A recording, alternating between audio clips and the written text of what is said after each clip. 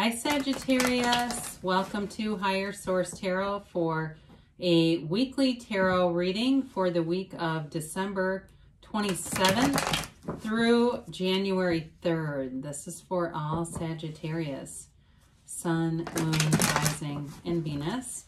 If you're new to the channel, I post new readings every Friday, and then I usually will post again on Monday or Tuesday. So earlier this week, I posted 2021 predictive tarot readings. If you haven't seen those yet, you might want to go watch those.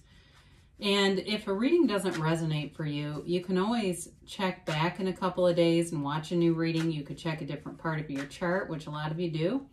Or you could even watch an older reading if the title speaks to you in some way. I'd also love to invite you to join us and subscribe. That helps too, so that you know when new readings are posted. All right, let's get the advice for Sagittarius, please. What does Sagittarius need to know? What messages do you have for Sagittarius, Sun, Moon, Rising, and Venus? All right, so we'll do our tarot reading, then we will do the Angel Answers Oracle cards too. And you begin with the Ten of Swords. It's got to get better, right? You've got the Page of Cups, the Six of Wands, I should say so, and the Magician. You have the Devil, Judgment, wow, the Chariot, and the Six of Pentacles. Awesome reading, Sagittarius. You know, I don't mind the Devil and the Ten of Swords here at all. It's part of a story, okay? So we don't worry about, you know, sort of that dark energy or, you know, that shadow aspect that shows up. It's really, the shadow is the greatest teacher to find the light. So we need to see that in some readings. But you have here Cancer, you have Capricorn here. You got all the elements too. So if you're looking for a particular sign, you do. Did I say you have Cancer? Yeah, I did. Okay. It really, all the signs are represented here. So there's a new cycle, and, you know, I look at this and there's 10, 10, 10 here. You've got two sixes here. You've got what looks to be, and maybe this may just be an indicator that it was an exhausting holiday experience. You know, there might have been a lot of ups and downs, and you just after a while said, for New Year's Eve, I'm going to go watch Netflix. I'm not going to deal with people right now. I'm not going to deal with other people's demands. And I do feel like there's somebody demanding here. That's exactly what it feels like. And maybe they don't understand things the same way. They don't see things the same way as you. But I feel like it's exhausting trying to meet their expectations. And so with this Ten of Swords, it's sort of that white flag. I give up. I'm done with this. I see that it doesn't move. It's very restrictive energy too. Now, for some of you, you may have a chance encounter coming up with an old flame or with someone from the past. This is a law of attraction card. But what I like about it is it's also telling you that you're attracting lighthearted energy. And that may be why the Devil and the Ten of Swords are here. It's not going to be a match with the other energies that are here. And so the Page of Cups tells you to be light, have fun with life.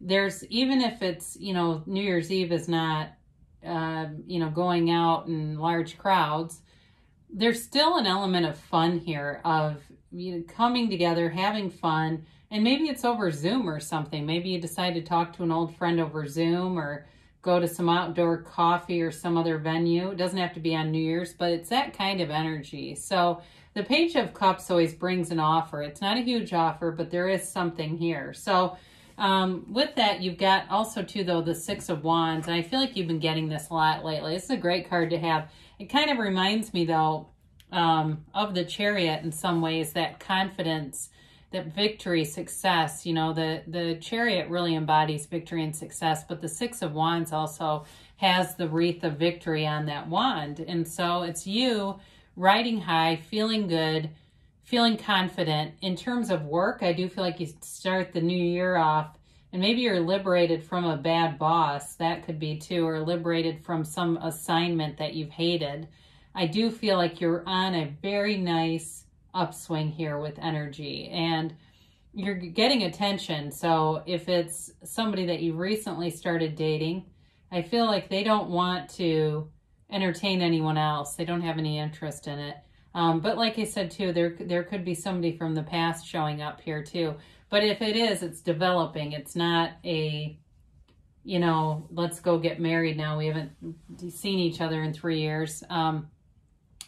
So the Magician is a card I absolutely love in any reading. And it's the law of attraction guru here. Really, this is about you being a master manifester. It's your strongest desires coupled with seeing the truth. And that is, without fail, you get what you expect.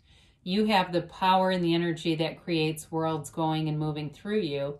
You're being guided by infinite abundance. So be very clear about what you want and what you expect, because you'll get it. And sometimes we get fearful, or we have a human tendency to believe in negative outcomes. We're very quick to say, God, I know this is going to happen. Well, of course it will, because you feel it. It's that resonance. It's the brain heart coherence when you've got that. And I think we've all had that. So the Magician brings in an element of luck too. So it really is your own alignment, but you may have aspects, if you get some scratch off tickets or something in your stocking, or maybe your secret Santa at work, somebody gave it to you, something like that. You may find you have a little extra money that shows up with the Magician.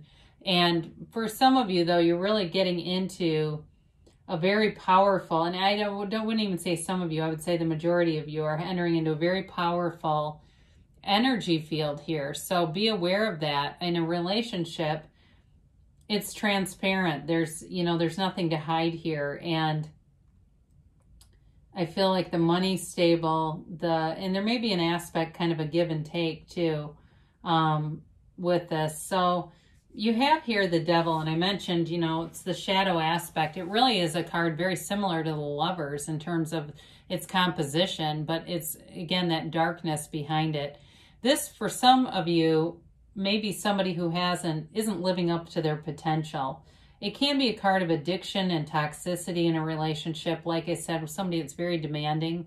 And you might just, take off the shackles and tell them to go to hell. I mean, it's kind of like, I'm not dealing with this. I've got other things, and you've got this wonderful ability with the Magician here. Why bother with this fool, right? But in any event, though, it is a card of restriction, a restricted energy field. And it doesn't really fit with the rest of this. And it's, I always look at the cards and their alignments. It's important that these two are together. There's a message there. It really is. If you felt like you're at the end of your rope with somebody, you got to take a break, get away from them for a while. I love to see this too. Judgment is a card of self-mastery. It's Archangel Gabriel here blowing this horn of ascension or trumpet of ascension.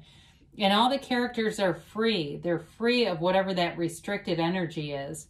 And it's you enjoying your life. It's you being happy no matter what, living an unconditional experience. But it's also, too, I feel like there's something here in terms of a material manifestation coming in, and it may be a car for some of you, especially yours was like, have you ever heard Adam Sandler's Ode to My Car, piece of shit car, especially if you've had a car that you've said, I remember when I liked this, now I just get scared every time I see it.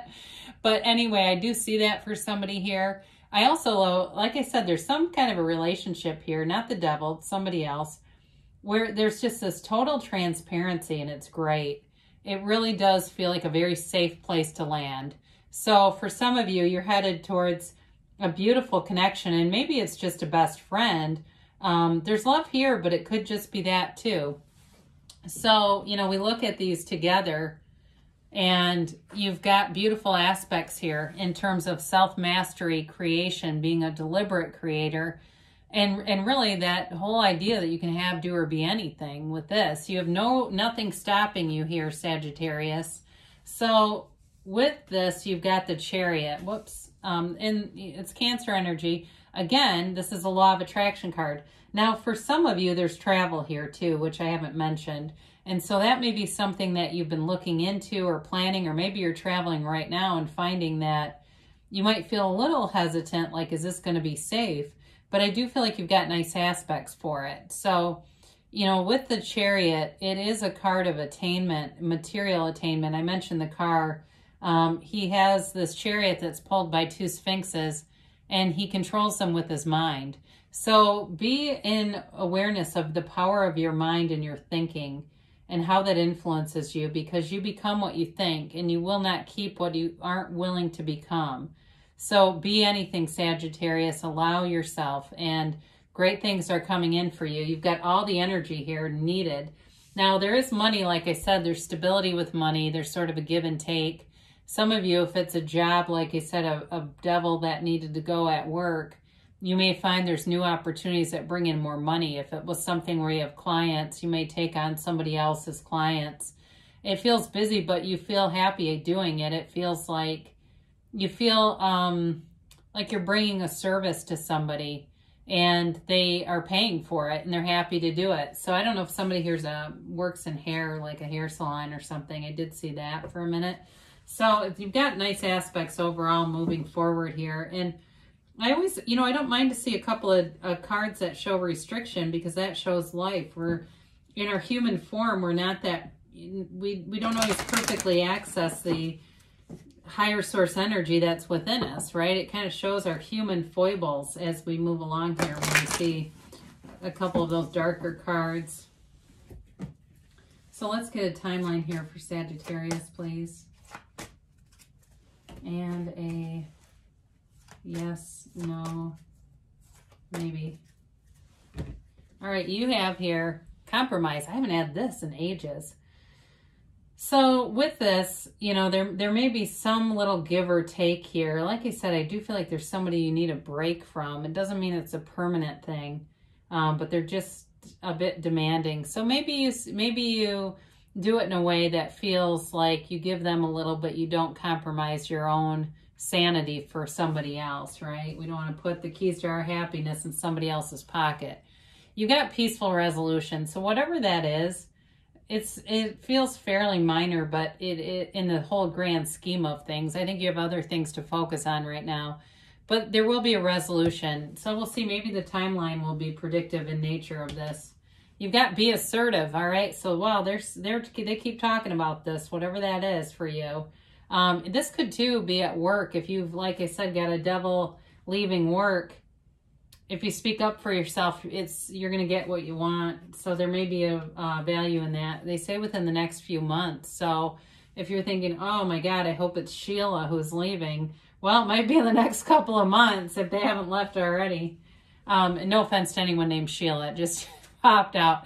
Anyway, you've got a yes. It's you in the center of the universe. So know that, right? That you do create your own reality. You have just as much access to love and money as anyone else here, really. I understand it feels sometimes restricted, but that's us. So I love you, Sagittarius, and I'll be back again soon.